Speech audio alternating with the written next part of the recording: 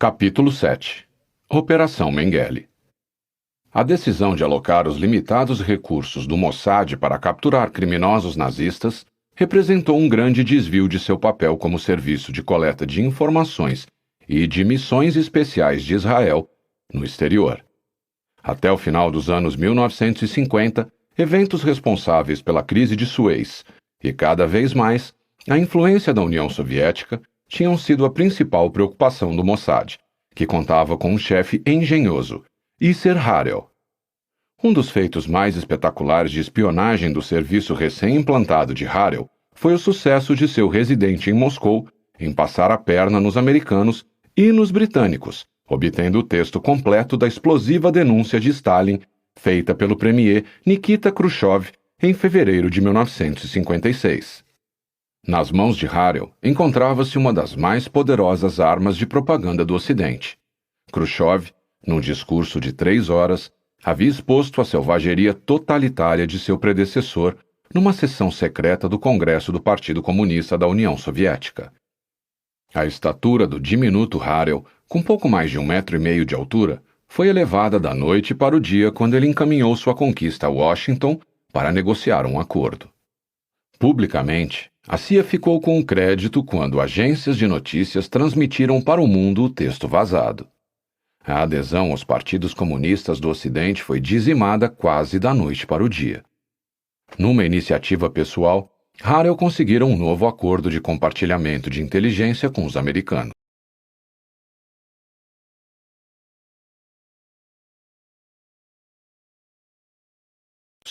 Com isso, nasceu a hoje lendária aura de intriga do Mossad. No final de 1957, Harel recebeu uma chamada telefônica que logo ia dar à reputação do Mossad uma face pública. Walter Eaton, diretor-geral do Ministério das Relações Exteriores, estava na linha, de Jerusalém, solicitando um encontro urgente. Não era um assunto que pudesse ser discutido ao telefone. Naquela noite, os dois se encontraram num café em Ramat Gan, onde Eaton, abalado, contou a Harel que o Ministério do Exterior recebera informação da Alemanha Ocidental de que Adolf Eichmann estava vivo e que seu endereço na Argentina era conhecido. Mais tarde, em seu próprio relato da Operação Eichmann, Harel escreveu que pode ter sido o instinto que lhe disse que, daquela vez, a informação era precisa. Durante a maior parte dos anos 1950, pistas sobre Eichmann tinham se mostrado falsas. Os israelenses não tinham sequer uma prova irrefutável de que Eichmann estivesse vivo. De volta a Tel Aviv, Harel passou a maior parte da noite lendo o arquivo de Eichmann. Ele revelava como o burocrata da SS tinha administrado de maneira tão zelosa a destruição dos judeus europeus. De manhã, Harel havia resolvido que, mesmo que o inferno se abrisse, Eichmann seria capturado. Nenhuma agência no mundo inteiro, nenhum governo, nenhuma polícia estava procurando fazê-lo responder pelos crimes. As pessoas estavam cansadas de histórias de atrocidades. Seu único desejo era expelir esses acontecimentos abomináveis de suas mentes. Sustentavam que, de qualquer maneira, não havia punição na Terra que se ajustasse a barbaridades de tal magnitude, e estavam conformadas com a transgressão da lei e a perversão da justiça. Harel não teve dificuldade em persuadir o primeiro-ministro Davi Ben-Gurion de que capturar Eichmann era uma tarefa adequada para o Mossad. Uma profunda relação de confiança havia se desenvolvido entre os dois nos primeiros e precários meses do novo Estado de Israel, quando o país estava sob a ameaça externa dos árabes e a ameaça interna do direitista Irgun Shvai Leumi, Organização Militar Nacional de Menachem Begin.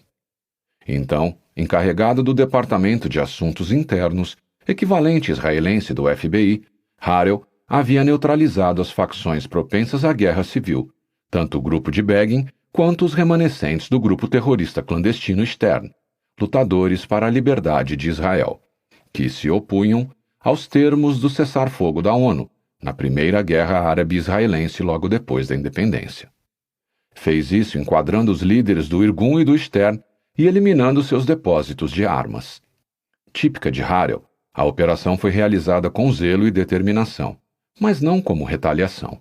Os rebeldes foram informados, alguns pessoalmente por Harel, de que o novo Estado de Israel não podia e não ia tolerar exércitos privados. O pré-Estado de Israel, então, e seus primeiros traumas estavam entranhados em Harel.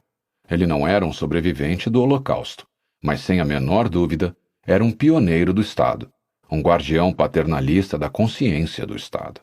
E daí que se segue que, para Harel e os homens sob seu comando, capturar Eichmann fosse uma missão nacional e humana. Israel, disse ele, era o único país no mundo determinado a esgotar todos os recursos legais e, pelas regras de direito, lógica e justiça histórica, era o Estado mais competente para proferir um julgamento. Mas localizar Eichmann com precisão, provar sua identidade, sequestrá-lo e levá-lo em segredo de um país a milhares de quilômetros de distância envolvia enormes problemas logísticos para o Mossad. E embora Harel tivesse conseguido persuadir Ben-Gurion a destinar uma verba generosa ao Mossad, a Operação Eichmann prometia devorar uma substancial parte dela, como o próprio Harel explicou em seu relato autobiográfico do assunto. De fato, quando Nahum Amir, nosso agente de viagens na Europa, me informou que, pelos seus cálculos, custaria uma fortuna mandar um avião especial para levar Eichmann para Israel, eu disse, para fazer o investimento valer a pena, vamos também tentar trazer Mengele. Capturar Mengele não foi exatamente a tardia reflexão orçamentária sugerida por essa citação do relato de Harel. Como ele disse mais tarde, eu achava importante que Israel tivesse um julgamento sobre o Holocausto e queria muito que Mengele também estivesse lá. Um julgamento teria permitido que o mundo investigasse uma mente que era de fato má. Embora a inteligência do Mossad sobre Mengele não fosse tão precisa quanto no caso de Eichmann, os poucos fragmentos que eles tinham deixavam claro que o médico de Auschwitz estava desfrutando um estilo de vida completamente diferente do de seu colega assassino. Mengele vivia com um nome verdadeiro, Eichmann usava um pseudônimo. A esposa de Mengele, Marta, estava no catálogo telefônico, embora num endereço antigo. Os israelenses ficaram até mesmo a par de alguns detalhes das atividades de negócios de Mengele. Uma complicação, no entanto, ameaçou sabotar ambas as operações. Em fins de 1959, começaram a aparecer nos jornais reportagens sobre Eichmann e Mengele. Perguntaram a Ben-Gurion no parlamento israelense que passos estavam sendo dados para levar Eichmann a julgamento. Temendo que a publicidade pudesse alertar os dois homens que se conheciam, Harel encorajou uma falsa especulação da imprensa de que Eichmann tinha sido visto no Kuwait. Um dos poucos homens fora de Israel que conhecia a verdade era o Dr. Fritz Bauer, promotor público do estado de Hesse, na Alemanha Ocidental. Em setembro de 1957, ele havia comunicado aos israelenses que Eichmann fora localizado. A mensagem para Jerusalém fora despachada no mais estrito sigilo. Só ele e o primeiro-ministro de Hesse, August Zinn, estavam a par da informação. Harel concordou com Bauer que era extremamente improvável que o governo de Bonn cuidasse de Eichmann. Bauer me disse que ninguém mais sabia, disse Harel. Disse que não confiava no Ministério do Exterior alemão e não confiava em sua embaixada em Buenos Aires. Diz que éramos as únicas pessoas em quem podia confiar, que fariam alguma coisa com a informação. Ele fora preso 2 vezes pelos nazistas, tanto antes quanto durante a guerra, por ser judeu. 2 vezes conseguira fugir da segunda vez para a Suécia e, ao voltar, jurou que faria tudo o que estivesse ao seu alcance para levar homens como Mengele e Eichmann a julgamento. A fonte da informação de Bauer sobre Eichmann foi uma série de cartas de um judeu alemão chamado Lothar Hermann, que morava na remota cidade argentina de Coronel Suárez. Harel mandou agentes se encontrarem com Hermann e, a princípio, ele não os convenceu de que fosse uma testemunha digna de confiança. Para começar, era cego, uma condição que não parecia ajudar a seguir o rastro de nazistas. Mas após um interrogatório meticuloso, os israelenses ficaram sabendo que a atraente filha de 18 anos de Hermann, por uma extraordinária coincidência, fora assediada por um jovem alemão de Buenos Aires que se chamava Nicholas Eichmann. À medida que o relacionamento deles se desenvolveu, o jovem Eichmann se gabou para a moça de que o pai havia ocupado um posto importante durante a guerra e lamentou que os nazistas não tivessem conseguido eliminar todos os judeus. Hermann concluiu de fato que a filha estava namorando o filho de Adolf Eichmann, cujo nome tinha sido mencionado com frequência na imprensa argentina. Os israelenses empregaram Herman para ajudá-los na investigação, e dentro de alguns meses, Herman informou que havia descoberto onde Eichmann morava. Rua Chacabuco, número 4261, no bairro de Olivos, em Buenos Aires. Herman estava convencido de que o proprietário registrado como austríaco, Francisco Schmidt, era de fato Eichmann. Em seu primeiro informe a Tel Aviv, Herman presumia, com certeza, que Schmidt e Eichmann fossem a mesma pessoa. Os israelenses assumiram a investigação, enquadrinharam os antecedentes de Schmidt e o puseram sob vigilância. Não demorou muito para um agente israelense determinar que Schmidt não podia ser Eichmann. Com base nessa descoberta e nos pedidos às vezes dúbios de Herman para reembolso de despesas, Harel começou a perder a fé que tinha nele. Harel era bastante coerente. Correto quase a um nível puritano na vida particular, esperava que seus homens tivessem os mesmos padrões elevados, mesmo que estivessem contratados como freelancers. Seja como for, a caçada de Adolf Eichmann perdeu temporariamente o ímpeto, como Harel explicou. Esses desdobramentos comprometeram de modo irreparável a credibilidade de Herman. Em agosto de 1958, foram dadas instruções para encerrarmos nosso contato com Herman aos poucos. No entanto, Harel e seu agente de campo haviam cometido um sério erro de julgamento. Herman havia de fato acertado desde o início ao identificar o endereço de Eichmann. Seu erro fora presumir que o proprietário austríaco Schmidt fosse Eichmann. O próprio relato feito por Harel da Operação Eichmann deixa claro que nem mesmo os israelenses se preocuparam nesse estágio em verificar as identidades de todos os ocupantes da casa. Se o tivessem feito, teriam descoberto que havia pelo menos 2 inquilinos sob aquele mesmo teto. Herman havia informado a Tel Aviv, já em maio de 1958, que o número 4261 da rua Chacabuco estava dividido em 2 unidades, com 2 medidores de energia elétrica registrados em 2 nomes, Dagoto e Clement ou Clements.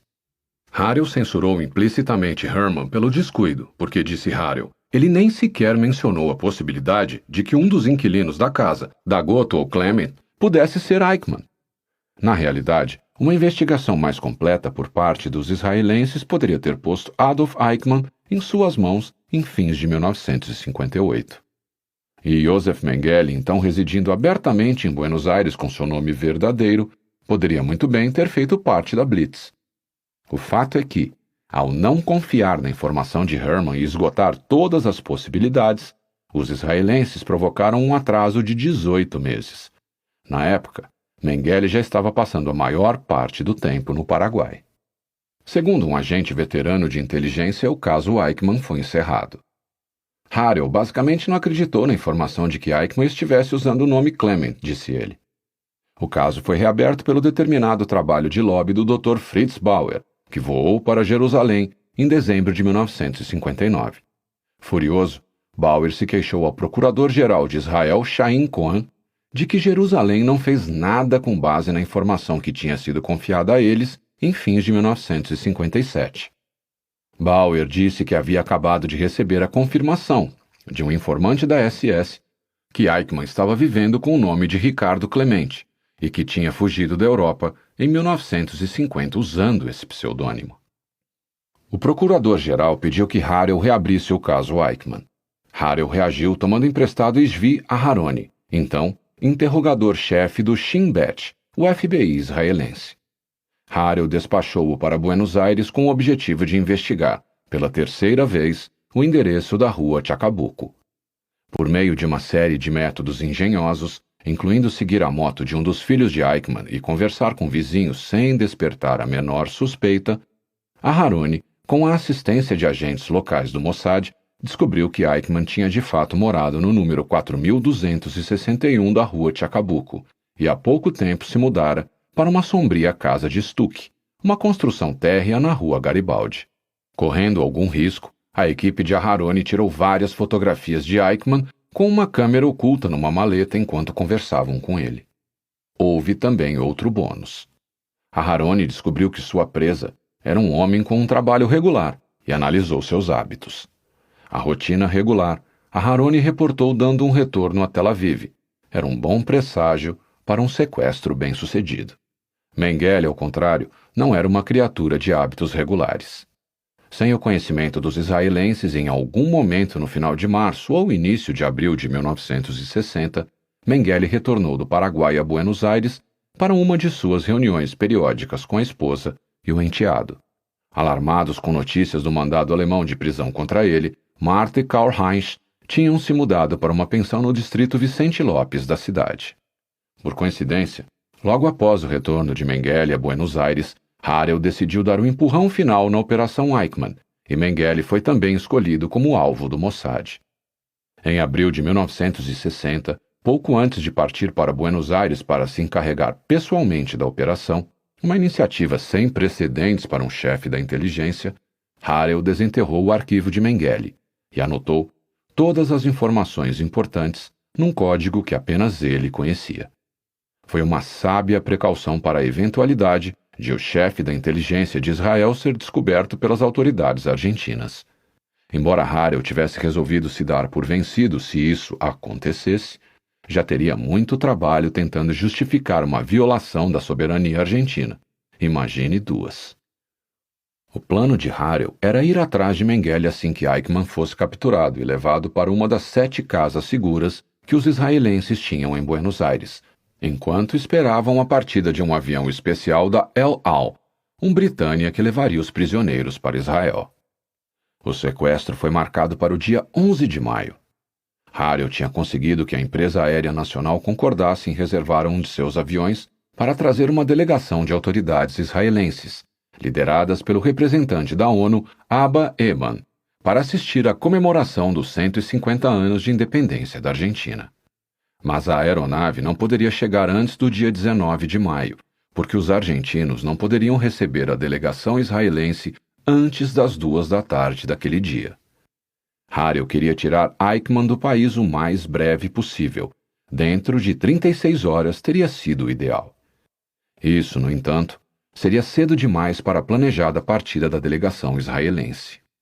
Foi pelo menos decidido que a delegação teria de retornar num voo regular de outra companhia. Mas havia uma complicação. Eban tinha dito que desejava voltar no avião da El Al. Como a missão de Eichmann era tão secreta que nenhum dos delegados, incluindo Eban, conheciam a verdadeira razão da ida do avião até Buenos Aires, Harel decidiu que Eban e seus colegas teriam de continuar no escuro. Eban foi então informado de que a razão pela qual ele e outros diplomatas teriam de retornar em outra empresa aérea era que as taxas cobradas pelo aeroporto para manter por vários dias o avião da El Al em Buenos Aires eram demasiado altas. Como o avião da El Al partiria de Buenos Aires em 20 de maio, Harel teria apenas 9 preciosos dias para capturar Mengele.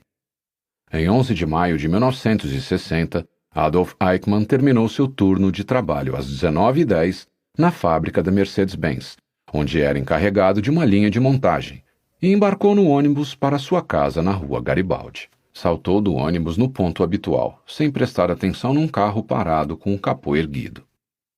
2 homens estavam curvados sobre o motor, sem dúvida, se deparando com problemas mecânicos. Também não ficou muito preocupado com a presença de outro carro com 3 homens dentro dele, estacionado a quase 30 metros da parada de ônibus. Quando Eichmann passava pelo carro enguiçado, as portas traseiras de repente se abriram. 4 homens saltaram sobre ele e o puxaram para dentro. O sequestro durou menos de 1 minuto. Eichmann não ofereceu muita resistência. Falou apenas 6 palavras antes de ser amarrado e amordaçado. "Estou conformado com o meu destino", respondeu a Aharoni, que estava ao volante, e o advertira para não resistir. Os olhos de Eichmann foram cobertos com óculos de motociclista cujas lentes tinham sido revestidas com fita gomada preta, e ele foi jogado no banco de trás do carro. 1 hora depois, os israelenses chegaram à casa segura apelidada Tira, no distrito Florencio Varela de Buenos Aires. Com Eichmann seguro em mãos israelenses, Harel voltou sua atenção para Mengele.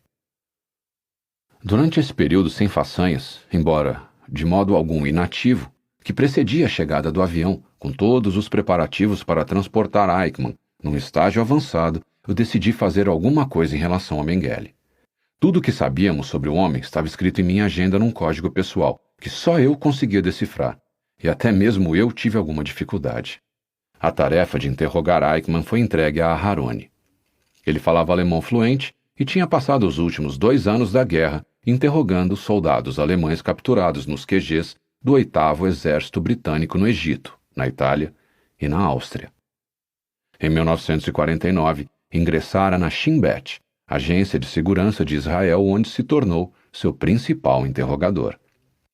Segundo Harel, Mengele foi o único assunto de que Eichmann se recusou a falar durante o interrogatório. Pedi que Kenneth, codinome de Aharoni usado por Harel, interrogasse Eichmann sobre Mengele. Mandei que não perguntasse se ele conhecia Mengele ou sabia onde estava escondido, mas que dissesse que nós sabíamos que o homem estava em Buenos Aires e que ele devia nos dar o endereço exato. A resposta de Eichmann não foi muito encorajadora. Ele não negou que conhecesse Mengele, mas disse que não sabia onde ele estava e nunca soubera se estava na Argentina ou em alguma outra parte da América do Sul. Eichmann simplesmente se recusou a falar mais que isso, e para justificar a recusa, disse a Kenneth que não queria trair os amigos. Encarei essa resposta como uma confirmação de 2 coisas, que Mengele não estava longe e que ele e Eichmann tinham estado em contato. Quando Kenneth continuou a pressioná-lo, Eichmann mencionou outro argumento para dar suporte à sua recusa. Tinha medo, disse, do que pudesse acontecer com a esposa e os filhos. Mandei que Kenneth prometesse a Eichmann que nós nos encarregaríamos de dar proteção à sua família se ele nos desse o endereço de Mengele. Mas nenhuma de nossas pressões e promessas surtiu efeito. Minha impressão é que ele entrou em pânico quando insistimos para que nos dissesse onde Mengele estava, e acho que sua obstinação não se derivava de qualquer sentimento de lealdade, mas de puro medo. Finalmente, porém, Eichmann acabou revelando durante o interrogatório que Mengele poderia ser encontrado numa pensão que servira de refúgio para vários nazistas. Era administrada por uma mulher alemã chamada Jurman. Na verdade, Harel tinha conhecimento da casa, mas estava ansioso para ouvir uma confirmação de Eichmann. Fiquei um tanto espantado ao ver como essa informação estava bem estabelecida, disse ele. Era um casarão isolado, situado numa ruela estreita, cercado por uma cerca branca de estacas. Para a consternação de Aharoni e de vários outros veteranos da força-tarefa de Eichmann, Harel decidiu montar uma vigilância sobre a casa. Aharoni explicou. Acho que nem mesmo eu sabia quem era Mengele naquele estágio. Seu nome não viera à tona nos jornais e tenho de admitir que só estava interessado em levar Eichmann para Israel. Harel ainda não tinha nos dito nada a respeito daquilo. Quando o fez, alguns de nós achamos que o projeto era ambicioso demais e colocaria em risco o êxito da Operação Eichmann. Assim que Eichmann admitiu que aquele era seu nome, eu pessoalmente quis voltar para casa. Fiquei muito aliviado por a operação ter tido êxito até aquele momento e não queria que acontecesse algo que pudesse pôr em risco o próximo estágio, tirá-lo da Argentina. Achei que sempre poderíamos julgar Mengele em outra ocasião. Mas Harel não seria dissuadido de fazer uma tentativa de capturar Mengele. Seu problema era uma carência de agentes. Dos membros da força-tarefa, só Menashe talvez fosse capaz de me ceder parte de seu tempo, ele escreveu. E quando ficou sabendo da nova tarefa, Shalom Dani insistiu para que eu o deixasse participar dela. Mas esses 2 não eram o bastante. Eu precisava de mais, sobretudo de gente que falasse espanhol. Harel requereu a ajuda de um terceiro agente, Meir Lavi, que havia atuado como contato na noite do sequestro de Eichmann. Lavi e sua mulher tinham emigrado para a Argentina, e Harel pensou na possibilidade de fazê-los alugar um quarto na pensão da senhora Jurman, mas abandonou o plano depois de se encontrar com Lavi, pois Lavi não falava espanhol bem o bastante para convencer alguém de que fosse argentino. Lavi, no entanto, apresentou Harel a outro casal israelense, Ada e Binyamin Efrat, que moravam em Buenos Aires e tinham as qualificações. Harel ficou impressionado. Na manhã seguinte, Binyamin Efrat estava sentado na minha frente no café que eu tomava em serviço. Uma olhada foi o bastante para me dizer que ele era o homem certo para a missão. Falava espanhol fluente e tinha a aparência exata de um argentino médio. Ouvira falar de Mengele, mas não sabia muita coisa a seu respeito. Disse a ele que tínhamos a informação de que aquele sádico estava em Buenos Aires e estávamos tentando localizá-lo. Ele disse que estava pronto, sem quaisquer reservas, para assumir qualquer tarefa de que o encarregassem acerca de Mengele. Nessa noite, os Efrati descobriram, ao conversar com residentes das casas vizinhas, que os hóspedes da pensão eram norte-americanos. Na manhã seguinte, Dani foi encarregado de vigiar a casa para averiguar se algum dos hóspedes parecia alemão ou americano. Para emprestar um ar de verossimilhança, disse Harel, ele ordenou que Dani fosse com uma mulher e escolheu Ada Efrat. Eles não viram ninguém que se assemelhasse a Mengele. No dia seguinte, a vigilância ficou a cargo de Lavi e do marido de Ada, Binyamin. Lavi tinha uma maleta com câmera e Harel mandou que fotografasse todos que chegassem e saíssem da casa. Mas tudo o que viram foram crianças. E embora Lavi tenha usado a câmera, as fotos não saíram nítidas. Portanto, foi impossível saber se o enteado de Mengele, Karl-Heinz, estava entre elas. Na manhã seguinte, Binyamin perguntou ao carteiro se ele sabia o endereço de seu tio, um Dr. Menelli. Contou que o carteiro sabia que o Dr. Menelli morava na área, mas não tinha o endereço exato. O carteiro disse a Binyamin que um homem com aquele nome havia morado na pensão em Urman, até algumas semanas atrás, talvez um mês. Mas o carteiro não tinha o novo endereço, e a agência de correio mais próxima também não. Cartas que haviam chegado para Mengele tinham sido endereçadas com seu verdadeiro nome, mas o gerente dos correios disse a Efrat que não tinha o novo endereço dele, e que todas as suas cartas estavam sendo carimbadas para retornar ao remetente. Não querendo admitir a derrota, Harel decidiu seguir uma nova pista. Os israelenses tinham sido informados da pequena fábrica que Mengele montara numa garagem, onde havia empregado um punhado de pessoas para fabricar peças de máquinas usadas na área têxtil, assim como mobília e brinquedos de crianças. Sabiam que Mengele tinha usado um certo período o nome Gregor. Havia sempre a esperança de que Mengele não tivesse cortado suas conexões com a garagem quando mudou de casa um mês atrás, disse Harel. Ele instruiu Binyamin para inspecionar a garagem contando a história de que representava uma grande fábrica e precisava de uma grande quantidade de parafusos sextavados, não tendo conseguido encontrar nenhum à venda nas lojas. Na garagem, Binyamin disse à secretária que os tornos mecânicos do Sr. Gregor lhe haviam sido recomendados e pediu para vê-los. Harel descreveu o encontro. A secretária pediu para que ele se sentasse e deixou o aposento. Binyamin ouviu-a falar com alguém do lado de fora, embora não conseguisse captar o teor da conversa. Ela voltou, inspecionou sem dizer uma palavra e saiu de novo. Alguns minutos depois, ela apareceu e disse a ele que não havia ali ninguém chamado Gregor e que não trabalhavam com tornos mecânicos. Harel achou que o comportamento da secretária indicava que ela, obviamente, conhecia o Sr. Gregor. Do contrário, teria dito de imediato que não conhecia o nome. Harel, então, deduziu que Mengele ainda mantinha algum contato com a oficina. Na realidade, Mengele havia cortado todos os laços com a oficina há 2 anos, embora os funcionários, sem dúvida, tivessem sido instruídos a não responder perguntas de estranhos sobre o Dr. Gregor. Seja como for, a ignorância de Harel era acadêmica. Ele desistiu de tentar encontrar Mengele por intermédio da oficina porque, como admitiu, os únicos agentes da Operação Eichmann que podia utilizar não tinham experiência em atividades secretas. Se tivéssemos uma equipe de profissionais com uma força-tarefa ocupada com Eichmann, que pudesse investir o tempo, a paciência e a habilidade necessários. Mas eu tinha à minha disposição, e só por alguns dias, um punhado de gente sem experiência em atividades secretas. Não tive a opção a não ser desistir de tentar encontrar Mengele dessa maneira. Na realidade, Harel traçou um plano final para capturar Mengele antes de 20 de maio, a data limite em que a aeronave britânia da El Al tinha de partir de Buenos Aires com Eichmann a bordo. Ele passou com urgência um telegrama para Tel Aviv, instruindo-os a mandar no Britânia da El Al um grupo de seus homens treinados como comandos. O plano era invadir a pensão poucas horas antes do momento em que o Britânia devia retornar a Israel com Eichmann a bordo. Eu estava pensando numa operação de invasão à casa, com o objetivo de verificar a identidade de todos os hóspedes e, se Mengele estivesse lá, simplesmente levá-lo pela força. O que eu tinha em mente era levar Mengele para o avião pouco antes da decolagem, depois que Eichmann estivesse em segurança a bordo. Colocá-lo lá no último minuto.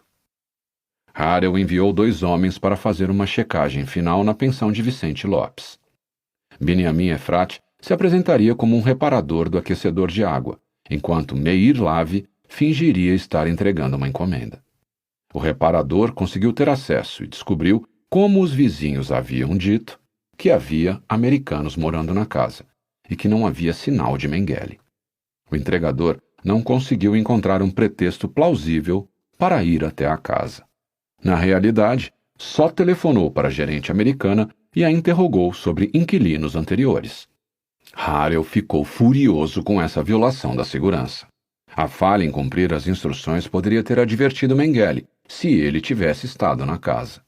Os resultados de Efrat e Lavi foram, disse Harel, uma amarga decepção. Embora eu soubesse que as possibilidades de encontrar Mengele nesse velho endereço fossem muito remotas, ainda assim esperei que a sorte pudesse estar do nosso lado. Foi difícil me conformar com o fato de termos perdido a oportunidade de capturar o médico assassino por não mais que algumas semanas. Harel ainda hoje acredita que apenas algumas semanas antes Mengele estivera na pensão. De fato, Mengele havia passado a maior parte de seu tempo, desde maio de 1959, no Paraguai, embora fizesse visitas ocasionais a Buenos Aires para se encontrar com Marta e Karl-Heinz. Pode muito bem ter sido como resultado de uma de suas visitas que os agentes de Harel encontraram pistas de sua presença.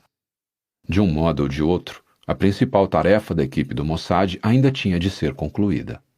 Às 21h30, os israelenses fizeram um Adolf Eichmann drogado passar com êxito pelos guardas de segurança no aeroporto internacional de Ezeiza e o colocaram a bordo do avião fretado da El Al. Foi feita desde então uma tentativa grosseira de macular o prestígio dessa clássica e ousada operação com um conjunto de documentos preparados pelo CID, a organização de inteligência que se reporta diretamente ao presidente da República Argentina, na época, Arturo Frondizi. Embora os documentos em si pareçam autênticos, o que eles relatam deve ser posto em dúvida. O CID afirma que cada etapa do sequestro de Eichmann, da primeira à última, foi acompanhada pelos serviços de inteligência da Argentina, que souberam que agentes do Mossad estavam operando em Buenos Aires logo depois que eles chegaram. Afirma, inclusive, que um funcionário da inteligência testemunhou todo o sequestro. Os relatórios do CID estão parcialmente baseados num relatório do Departamento de Controle Externo da Coordenação Federal, a CIA da Argentina, que afirma ter detectado a presença de comandos israelenses na República da Argentina desde dezembro de 1959. Disse que o comandante Jorge Messina, chefe do Serviço de Inteligência da Argentina, seguindo instruções diretas do presidente Frondizi, ordenou que todos os serviços de segurança da Argentina se abstivessem de interferir em ações israelenses e se limitassem a monitorar a conduta deles. O relatório afirma que a maior contribuição ao sucesso do sequestro de Eichmann ocorreu no aeroporto de Ezeiza, quando os israelenses tentavam fazer passar o drogado Eichmann como um membro doente da tripulação do avião. Disse que o inspetor Héctor Rodrigues Morgado, da Polícia Estrangeira, substituiu o pessoal regular da imigração por seus próprios agentes e os instruiu a deixar os israelenses passarem sem incidentes. Essas incríveis afirmações devem ser julgadas à luz do que deve ter sido o extremo embaraço dos serviços de inteligência da Argentina, quando, às 16 horas de 23 de maio, o primeiro-ministro Davi Ben-Gurion fez um dos mais importantes pronunciamentos na curta história do Parlamento de Israel, o Knesset. Tenho de anunciar que há pouco tempo, um dos maiores criminosos de guerra nazistas foi encontrado pelos serviços de segurança israelenses, Adolf Eichmann, que foi responsável, juntamente com os líderes nazistas, pelo que chamaram a solução final da questão judaica, isto é, o extermínio de 6 milhões de judeus da Europa. Adolf Eichmann já está preso em Israel e em breve será levado a julgamento em Israel sob a lei dos nazistas e de colaboradores do nazismo de 1950. Se de fato o presidente Frondizi chegou ao limite absurdo de ordenar pessoalmente que seus serviços de inteligência ficassem no aguardo enquanto a soberania da Argentina era violada, dando inclusive assistência no aeroporto, porque não queria que os israelenses fossem entravados em sua tarefa, ele sem dúvida permitiu que uma elaborada cortina de fumaça fosse apresentada nas Nações Unidas. Em 5 de junho, a Argentina solicitou e obteve uma reunião urgente do Conselho de Segurança, que votou por unanimidade por condenar Israel pela violação dos direitos soberanos da República Argentina, resultante da transferência ilícita e clandestina de Eichmann para Israel. Mesmo países amistosos com Israel foram veementes em suas críticas. A ideia de que um presidente argentino tivesse maior responsabilidade com o Estado de Israel que com a soberania de seu próprio país é, por certo, fantasiosa. A explicação mais plausível é que os serviços de inteligência da Argentina foram surpreendidos de forma tão completa que tentaram acobertar a negligência, falsificando seus relatórios após o sequestro. O sequestro provocou uma torrente de retórica diplomática sobre a santidade da soberania e assemelhados. Sem dúvida, havia sido uma violação de soberania. Contudo, o tumulto que afligiu a burocracia argentina quando, apenas algumas semanas mais tarde, a Alemanha Ocidental requereu a extradição de Mengele, mostrou que a desconfiança de Israel era desde o início justificada. Alimentado pelo espasmo de justa indignação da Argentina, o sequestro de Eichmann desencadeou uma onda de antissemitismo que se espalhou pela América do Sul como fogo numa floresta. Diante do furor da ONU, não havia muita coisa que Israel pudesse fazer. Nesse meio tempo, cemitérios judeus eram profanados, escolas hebraicas incendiadas, diversos restaurantes judeus metralhados e sinagogas sofriam atentados à bomba. Na Colômbia, os nazistas realizaram um serviço fúnebre para os criminosos de guerra executados em Nuremberg. Grupos de jovens fascistas fizeram comícios em quase toda a capital sul-americana. A casa do embaixador israelense em Montevidéu sofreu um atentado à bomba. Uma jovem mulher judia, Graciela Sirota, que acreditava ser filha do proprietário da casa segura onde Eichmann tinha sido mantido pelos israelenses, foi sequestrada, sexualmente violentada e torturada com uma suástica em brasa marcada no seio. Outra jovem judia, Merta Penierek, suspeita de ter levado comida para a casa segura durante a detenção de Eichmann, foi sequestrada e assassinada. O destacado estudioso judeu Máximo Handel foi atacado por um grupo de bandidos nazistas que o espancaram, até deixá-lo inconsciente e cortaram suásticas em seu corpo. A despeito das explosões de antissemitismo, Harel insistiu em sua tentativa de localizar Yosef Mengele. Mengele, disse ele, queimava como um fogo nos meus ossos. De volta a Tel Aviv, Harel montou uma unidade especial para localizar importantes criminosos nazistas, com Mengele encabeçando a lista. O quartel-general dessa operação foi a base europeia do Mossad em Paris. O homem no comando foi o formidável interrogador de Eichmann, Zvi Aharoni, que tinha feito os levantamentos finais em Buenos Aires antes que a equipe de sequestro se movesse. Harel havia garantido a transferência permanente de Aharoni do Shin Bet para o Mossad. Da primavera de 1961 ao final de 1962, vários agentes da equipe da Operação Eichmann foram mandados para a Europa e a América do Sul. Na Europa, a missão era tentar penetrar no círculo da família de Mengele e seguir seu mentor, o as da Luftwaffe Hans Rudel. Na América do Sul, a tarefa era infiltrar-se entre os amigos nazistas de Mengele. Harel afirmava que a tentativa de capturar Mengele exigia mais dinheiro e pessoal que a Operação Eichmann. Mas o próprio Harel ia pagar um alto preço.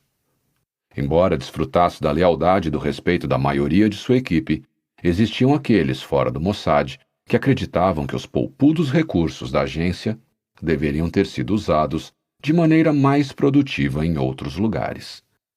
Embora na época Harel não soubesse disso, sua decisão de se concentrar em encontrar nazistas à custa de outras tarefas prementes marcou o início do fim de uma carreira notável e o fim da caçada a Mengele.